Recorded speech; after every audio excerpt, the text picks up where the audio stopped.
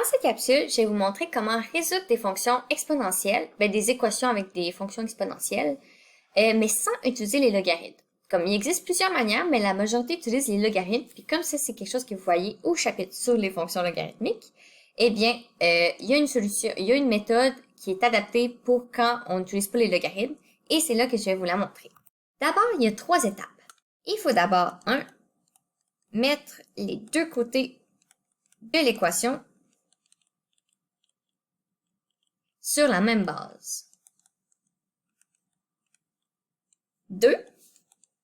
En utilisant la propriété des exposants c à la m, dans le fond que si c à la m est égal à c à la n, alors m est égal à n.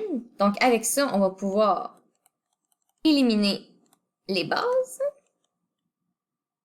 et on va pouvoir mettre les exposants égaux. Et finalement, en 3, on résout l'équation qu'on obtient. Donc, pour mettre ça plus concret, je vais vous donner un exemple. OK, donc on va faire l'exercice suivant. Donc, le truc ici, comme on a dit, la première étape, c'est d'essayer que les deux côtés soient sur la même base. Donc, 9 et 27 qui ont une base en commune, c'est 3.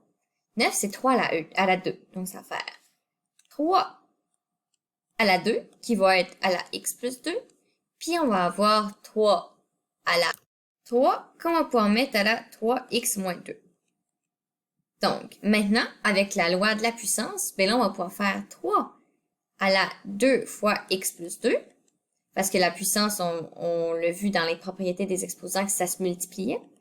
Et ensuite ici, 3 à la 3 fois 3, 9, x moins 2. Maintenant que les bases sont égales, ça veut dire que si c'est égal, les exposants aussi vont être égales.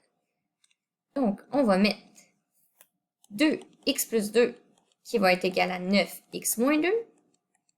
Donc là, qu'est-ce qu'on peut faire? On va faire 2x plus 4 est égal à 9x moins 18. On va mettre les x du même bord. Moins 2x ici, je vais avoir 7x. 4 plus 18, ça va faire 22. Donc, si on divise par 7, on va diviser par 7. Donc, x est égal à 22 septièmes.